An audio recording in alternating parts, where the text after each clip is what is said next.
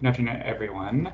It seems there was some audio issues on the previous update video, so hoping that a more stable connection will make this one easier to follow along with. So I do have a couple updates that have progressed in the time between my last video a few hours ago. So I'll just give a quick synopsis of where some of that audio was cutting out from the last video.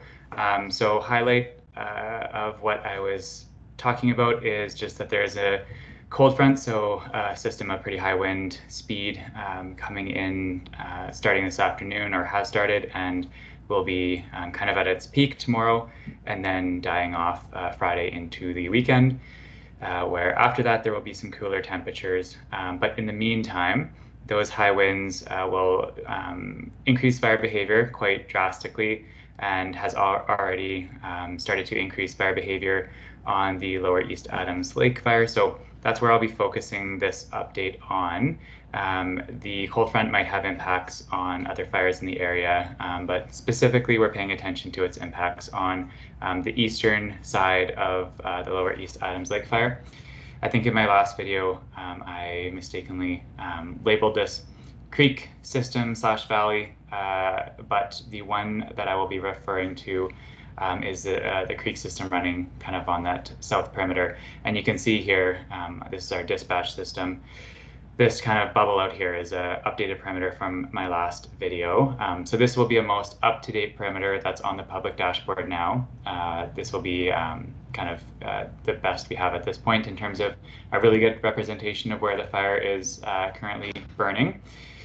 So that cold front will most likely have an impact in the fire burning in this valley system here. We're expecting that you can kind of see where these two valleys, as noted by the kind of runoff water coming down into these two drainages. Expecting that the fire will and is starting to burn upslope of both of these valley systems. So when that happens today, more into the afternoon, obviously smoke is already highly visible, but as we progress into the afternoon, chance for much more smoke being visible, specifically again to communities like Lee Creek, Scotch Creek, in the Adams Lake area, and then potentially further away depending on broader visibility. So I just want to kind of highlight in what I was talking about in the last update is that we aren't expecting this fire to rapidly progress towards the south at any significant rate of spread for the rest of today and moving into tomorrow. Right now, the winds are primarily southerlies, so southwesterlies, and they will push this fire up into these valleys, like I described, which will create pretty significant smoke. You can see these little yellow dots on the map here. We do have skimmers out, and they are working to support guard construction that has been occurring over the past few days on the southern line here. And so they're just looking to reduce fire behavior that has picked up as we have been discussing into the afternoon, and will support that guard construction. So that's kind of the activity that's happening right now along the southern end, is that machine guard being built. We also have crews on this more southwestern corner here, and they're working on kind of just working off of the existing hand line primarily that's been built, and conducting small-scale ignitions using drip torches, as again we have favorable winds from the south to support those. Nothing like what happened at Rossmore. Again, I mentioned that in the last update video, but if folks missed that, we're not using aerial ignition, so not a helicopter. It's all through drip torches, and is a much more lower intensity burn because of that.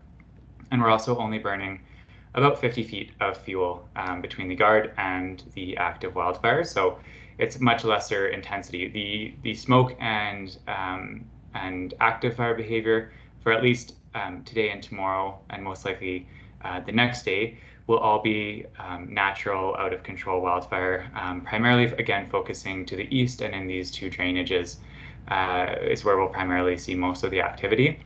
When that cold front does come through, we are going to see a shift in wind, and it will be coming from some northerly component most likely, but it won't be, at least in terms of what is forecasted, won't be as significant as the cold front that's coming through, bringing those high winds.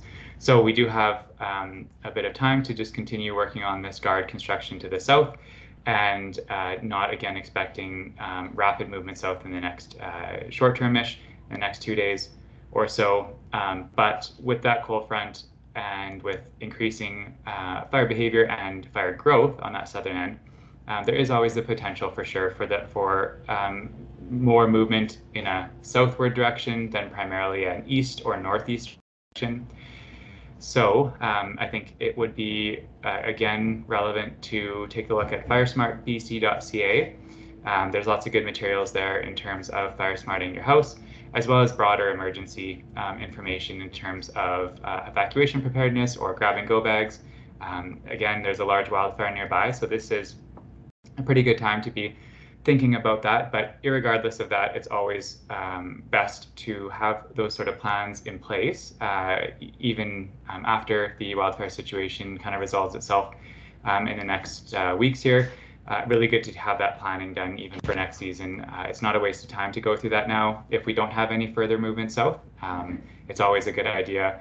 The practical things in terms of fire smarting of making sure that there are no fuel right against kind of the critical zone right against your property or your houses or your buildings on your property, cleaning gutters out, mowing the lawn. Those are all obviously important practical things to do, but there's lots of other sort of more planning things that can be done in advance of any evacuation alerts or orders from this fire or from any other fire this summer. It is kind of just the middle of our core fire season at this point. Typically August is busiest of all summer months, but last year we had active fire burning into October. So not to say that that's going to happen this year, but with drought conditions, it is highly probable. And so just stressing that there is a good opportunity now, while it's on top of mind, to make sure that those fire smart principles are being adhered to, as well as all the other planning. So in terms of expectations for this afternoon, just again to highlight probably some expansive growth in an easterly direction, northeasterly direction in these draws, not expecting it to rapidly move south. A guard is being constructed right now, supported by skimmers, and they'll be there as long as needed the rest of today to reduce that fire behavior and allow equipment and our crews to work safely working on that southern guard. And then we do have resources as well on the southern half in terms of unit crew and other support resources. The last thing I'll mention, and I did have it in the other video, so it's a bit of repetition, but just to ensure that technology works this time, we do have a fire camp working out of the Skylax or Shuswap Aerodrome, so a large field near Chase, and that's where all of the, primarily all the firefighters are being mustered out of. So we did get a large contingent of firefighters from Costa Rica and Brazil, as well as the BC Wildland firefighters that we have. Primarily, they're working on mopping up and finishing the Rosmore ignition that happened yesterday. That's pretty much hopefully going to be wrapped up today. And then if needed, we do have a large contingent of resources that we can reassign to the Lower East Adams Lake fire if we do see any sort of hints towards progression of a southward direction on this fire. Lots of bodies within like a 10 to 15 minute drive away is from our camp to where the work sites are here. And so a large amount of resources, both ground crews and equipment and aerial resources, are actively working on this fire as we speak. So I will leave it there, and I might do another update video later this evening. For everyone's awareness, how I get information is I don't really get an update past kind of the morning until 1 o'clock, and then my next update is at 7 p.m. when we have an operations update. I might get texts here and now, and I can listen to radio, but in terms of more higher level strategic planning updates, those typically happen 2 times a day at set meetings that we have. In between those meeting times, operations is obviously focused in the field and doing that work, and information does flow. It might just not always be super detailed, typically what I would share as an information officer, aside from those 2 times. So might do a video tonight or possibly tomorrow morning, depending on what activity occurred into the evening and into tomorrow night.